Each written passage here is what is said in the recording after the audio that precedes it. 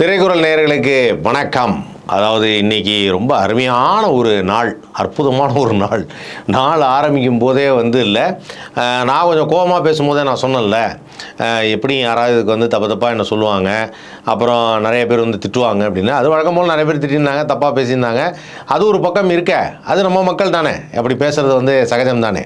ஆனால் அது ஒரு பக்கம் இருக்க, யாரை நான் சொன்னனோ அவரே எனக்கு ட்வீட் போட்டிருக்கார்.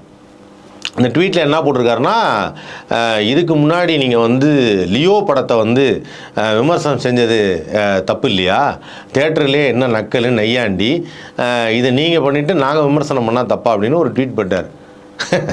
அதுக்கு நான் உடனே பதில் போட்டேன், சரி ஓகே, நீங்களும் அப்போ உங்களுக்கு சொல்ல வேண்டியதான், ஏன்னா இது ஒரு வீடியோ தான், இதுக்கு முன்னாடி 2 வீடியோ இருக்குன்னு. நான் ஏற்கனவே சொன்ன மாதிரி லியோ படம் பார்க்க வந்த இடத்துல சிகாகோவில் தியேட்டரில் ஒரு ஃபயர் அலாம் கொடுத்தாங்க. தீன் தான் நினைக்கிறேன், அதனால தான் வந்திருக்கு. நான் சும்மாலாம் விளையாட்டு சொல்ல, இதை பாருங்க ஃபயர் இன்ஜின்லாம் ரெடியாக நிற்கிது. ஸோ இவங்கெல்லாம் இவங்க ஒர்க்கெல்லாம் முடிச்சதுக்கப்புறம் தான் லியோ படம் திரையிடப்படும். லியோ படத்துக்கு சிகாகோ வரைக்கும் இந்த மாதிரியான ஒரு ஸ்ட்ரகிள் இருக்குங்கிறத இப்போ தான் ஃபர்ஸ்ட் டைம் பார்க்குறோம். Thalapathy fans get ready to rock. நடந்த கதை என்ன அப்படின்னு பார்த்தீங்கன்னா, நான் அமெரிக்கா போயிருந்தப்போ அங்கே ஒரு தேட்டரில் லியோ படம் ஃபஸ்ட் டே ஃபஸ்ட் ஷோ பார்க்கலாம் அப்படின்னு சொல்லி முடிவு பண்ணியிருந்தோம். அப்படி முடிவு பண்ணப்போ எல்லோரும் கிளம்பிட்டோம், தேட்டர்கிட்ட போயிட்டோம்.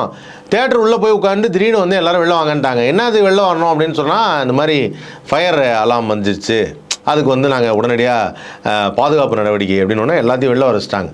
வெளில வர வச்சோடனே கொஞ்ச நேரம் கழிச்சு ஃபயர் இன்ஜின்லாம் எல்லாம் செக் பண்ணாங்க. எல்லாத்தையும் பார்த்துட்டு நீங்கள் இப்போ உள்ளே போகலாம் அப்படின்னு சொல்லிட்டு திருப்பி உள்ளே அனுப்பிச்சாங்க. உள்ளே போனோன்னே மறுபடியும் எல்லாரும் தேட்டர் உள்ள போகலான்னு சொல்லியாச்சு. ஆல்ரெடி எல்லாரும் பாருங்க கூட்டமாக திருப்பி நாங்கள் கிளம்புறோம்.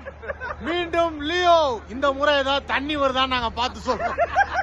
அப்பவும் படத்தை போடல, ஆஃப் பண்ணிட்டாங்க. கொஞ்ச நேரம் எல்லாம் சுவிட்ச் ஆஃப் பண்ணி வச்சுருந்தாங்க. மறுபடியும் எல்லாம் சுவிட்ச் ஆன் பண்ணுறதுக்கு கொஞ்சம் டைம் ஆகிடுச்சு. அந்த டைமில் இவங்கெல்லாம் ஆதவன் நீங்கள் ஏதாவது பேசுங்க அப்படின்னா, அப்போ நான் அந்த ஸ்டாண்டப் காமெடி சொல்ல நிறையா பண்ணிட்டு இருந்தேன்.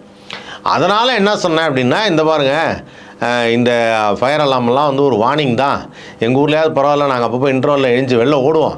ஆனால் இப்போ அதுவும் பண்ண முடியாது. இந்த ஊரில் இன்டர்வல் வேறு எழுந்து நான் மட்டும் தனியாக நிற்கிறேன், யாரும் வெளில வேறு போக முடியாது, அதெல்லாமே ஒரு வார்னிங்கு அப்படின்னு சொல்லிவிட்டு, நான் ஃபேன்ஸோடு சேர்ந்து, நல்லா கேட்டுக்குங்க, ஃபேன்ஸோடு சேர்ந்து லியோ படம் பார்க்க வந்தேன். ஆனால் இப்படி ஒரு விஷயம் நடக்குது. இந்த ஃபஸ்ட்டு 3 ரோவில் இருக்கவங்க பிரச்சனை இல்லை, அவங்க எப்படியும் தூங்கிடுவாங்கன்னு. ஏன்னா அவங்க எல்லாரும் ஆல்ரெடி பார்ட்டி முடிச்சுட்டு வந்திருந்தாங்க. அதனால் சொன்னேன், பார்ட்டி அதுக்கு என்ன அர்த்தம் உங்களுக்கு தெரிஞ்சிருக்கும்னு நினைக்கிறேன். அதனால் சொன்னேன் அவங்கெல்லாம் தூங்கிடுவாங்க. சரித்திரம், அமெரிக்காவில் ஒரு தியேட்டர்ல Leo first day first show பார்க்கலான்னு விஜய் ஃபேன்ஸோட உட்கார்ந்தா, படத்தை போடாம நீ ஷோ பண்ணுன்னு சொல்லி மொத்தம்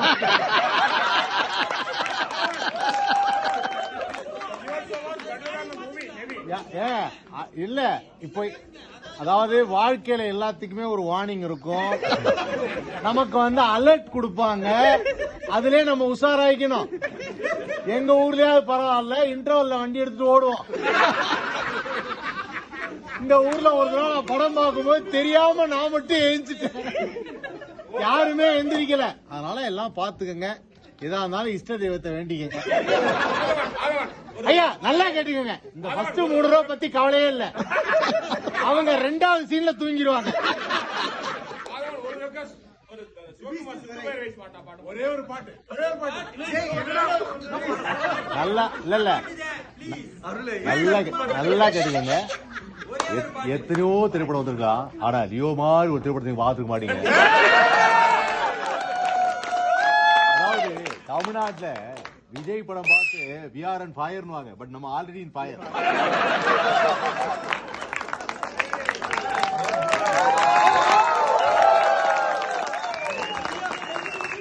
வெளியில போகும்போது ஆளுக்கு $2 கொடுத்துட்டு போயிடு.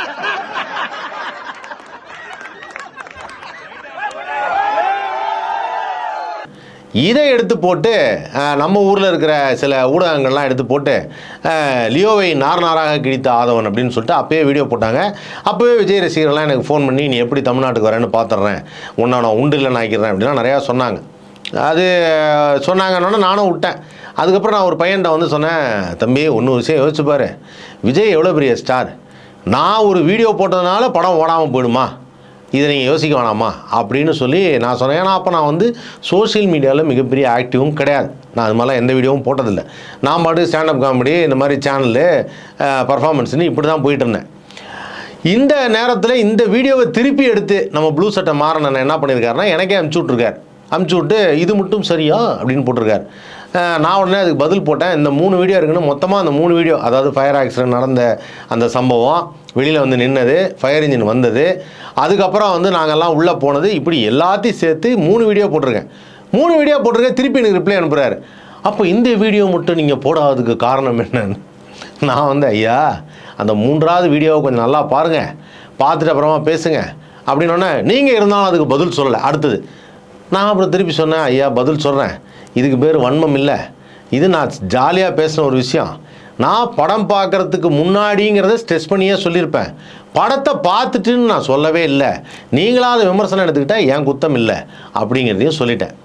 திரும்ப வந்து என்ன போட்டிருக்காருன்னா, அவர் வந்து இல்லை நீங்கள் விமர்சனம் செய்தால் அது தவறு இல்லை, நாங்கள் செஞ்சால் அது தவறா அப்படின்னு போட்டிருக்காரு. நான் ஒன்றே ஒன்று தான் சொன்னேன், விமர்சனம் எப்படி செய்ய வேண்டும் ஒரு படத்திற்கு, இதில் என்ன குறை இருக்குது, என்ன நிறைய இருக்குது, எப்படி பண்ணியிருக்காங்க, இதெல்லாம் பண்ணணும். அதெல்லாம் இவர் எந்த 5 நிமிஷம் ரிவ்யூலையும் பண்ண மாதிரி எனக்கு தெரியல. இவரே மிக்சடாக அதுலேயும் என்னென்னா, இப்போ நான் கண்டினியூஸாக பேசுகிறேன், அவர் என்ன பண்ணுவார்னா பாதி பேசிட்டு அங்கே கட் பண்ணுவாங்க, அங்கே கட் பண்ணுவாங்க, இங்கே கட் பண்ணுவாங்க, அதில் ஒரு 4 கட்டை எடுத்து ஒன்றா போட்டு ஒரு 5 நிமிஷம் வர மாதிரி ஒரு வீடியோ போட்டு இந்த படத்தை இவர் இங்கே நல்லா கலாய்ச்சிருக்காருன்னு அவரே போட்டுருக்காங்க. இப்படி தான் நடக்குது.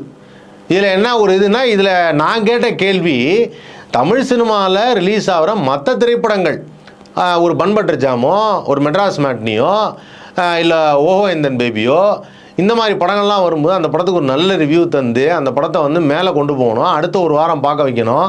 அதெல்லாம் செய்யாமல் எல்லாத்தையும் அழிச்சுப்பிட்டிங்களே. எந்த படமே சரியில்லைன்னு சொல்லி ட்ரெண்டிங்னு ஒரு படம் வந்தது, அந்த படம் நல்லா தான் இருந்தது.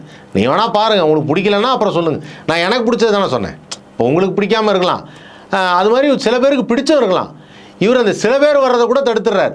தேட்டருக்கே வர விடாமல் எல்லாத்தையும் கேட்டு போட்டு வீட்டிலே. அதில் ஒரு சில பேர் சொல்கிறாங்க, மாறன் ரிவ்யூ பார்த்ததுக்கப்புறம் தான் நான் தேட்டருக்கே போவேன். அதனால் இப்போ என்னென்னா, அந்த ஃபஸ்ட்டு 3 நாள் யாரும் படத்துக்கு வரதில்லை. மாறன் ரிவ்யூ கொடுப்பார்.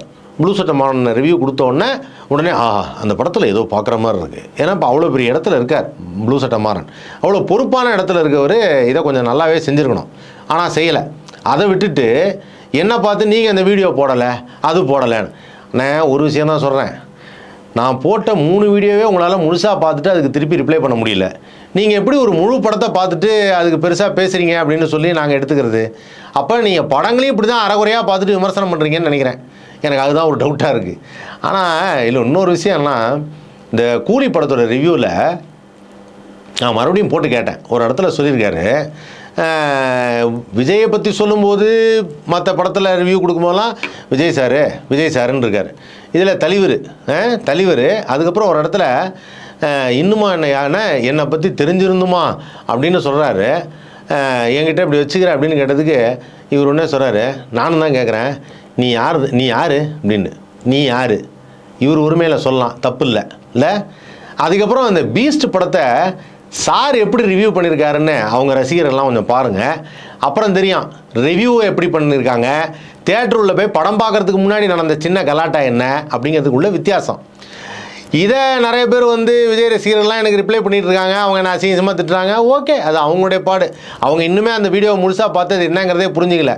அவங்கள பொறுத்த வரைக்கும் ஒருத்தர் கேட்டிருக்காரு, என்ன எல்லாம் மறந்துருச்சா அப்படிங்கிறார். என்ன மறந்துருச்சா? நான் தான் மறக்கலையே, அதான் 3 வீடியோ எடுத்து போட்டிருக்கிறேன்னே. நான் என்னத்தை மறந்தேன்? நான் அந்த மாதிரி தப்பாகவே சொல்லலையே. நான் தப்பாக சொல்லியிருந்தேன்னா நான் ஏன் அந்த வீடியோ எடுத்து போட போகிறேன்? முழு வீடியோ போட்டிருக்கிறேன். நீங்கள் பார்த்த சோசியல் மீடியாவில் 1 நிமிஷம் 19 செகண்ட் தான் இருந்தது. நான் போட்ட வீடியோவில் 1 நிமிஷம் 33 செகண்ட் இருந்தது. முழுசாக எடுத்து பாருங்கள். ஏன் நான் என்ன பண்ணா? ஒன்றுமே பண்ணலையே. ஆனால் இதுக்கு அப்படியெல்லாம் பயங்கரமான ரிப்ளை. உடனே ஒரு 4 பேர் கால் பண்ணுறாங்க, உனக்கெல்லாம் மானரோசம் இல்லையாங்கிறாங்க. எப்பா, நான் வந்து ஒருத்தட்ட கேள்வி கேட்டேன், ப்ளூ சட்டை மாறன்ட்ட. அவரு பாரு எவ்வளோ நேக்கா என்றைக்கோ பண்ண வீடியோ எடுத்து இங்கே போட்டுட்டு இது மட்டும் சரியா அப்படிங்கிறார். ஐயா, நீங்கள் போட்டது ஒரே ஒரு வீடியோ தான் சரியா? நீங்கள் ஒரு 6 வருஷமாக 12 வருஷம் ஆச்சு உங்கள் யூடியூப் சேனல் ஆரம்பிச்சு. ஒரு 6-7 வருஷமாக நீங்கள் போட்ட வீடியோலாம் ஒரு தடவை திரும்பி பாருங்கள். அதில் இல்லாத வன்மம் வேறு எதுலேயுமே இல்லை, அதில் இல்லாத வெறுப்பு வேறு எதுலேயுமே இல்லை. இந்த மாதிரி வன்மத்தையும் வெறுப்பையும் நீங்கள் நிறையா விதைச்சிட்டு என்ன பார்த்து இது வன்மம் இல்லையா, தேட்டர்லேயே காலி பண்ணுறது வன்மம் இல்லையா? தேட்டரில் என்ன காலி பண்ணேன்? ஒன்றுமே காலி பண்ணலையா? நான் காலி பண்ணுற இடத்துல ஒரு 4 பேர் இருந்தாங்கன்னு வச்சுக்கோங்க, 40 பேர் இருந்தாங்கன்னு கூட வச்சுக்கோங்க. ஆனால் நீங்கள் ஒரு வீடியோ போட்டு தேட்டருக்கே வரவிடாமல பண்ணிட்டீங்க. அட்லீஸ்ட் நான் சொன்ன இடத்துல தேட்டரில் படம் பார்க்காத ஆள் இருந்தாங்களே. நீங்கள் சொன்னதில் தேட்டருக்கே வரலையே. யாருமே வரலையே. பாதி பேர். நான் அப்போ யோசிக்கிறேன், சமீபத்தில் ஒரு படத்துக்கு போயிருந்தேன். அந்த படம் போயிருந்தப்போ நான் கூட தான் ஃபேஸ்புக்கில் வீடியோ போட்டேன், பாருங்கள் இந்த தேட்டரே காலியாக இருக்குன்னு. ஆச்சரியமாக இருந்தது. ஏன் தெரியுமா? படத்துடைய ஃபஸ்ட்டு ஷோ. இந்த ஃபஸ்ட்டு ஷோக்கு ஏன் வரலன்னா, ஒருத்தர் சொல்கிறார், எப்படியும் இதுக்கெல்லாம் ரிவ்யூ பார்த்துட்டு தான் சார் வருவான். யாரோட ரிவ்யூ? உங்கள் ரிவ்யூ. உங்கள் ரிவ்யூ பார்த்துட்டு தான் அவர் தேட்டரே வருவாராம்.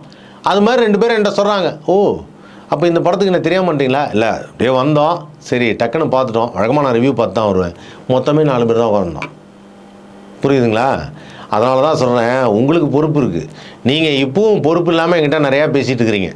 அது சம்மந்தமே இல்லை. நீங்கள் பேசுகிறதுக்கும் நான் கேட்டதுக்கும் எந்த சம்மந்தமும் இல்லை. அந்த வீடியோவில் எல்லா பதிலும் இருக்குது. சரியா? அதனால் அதை ஃபஸ்ட்டு தெரிஞ்சுக்கங்க.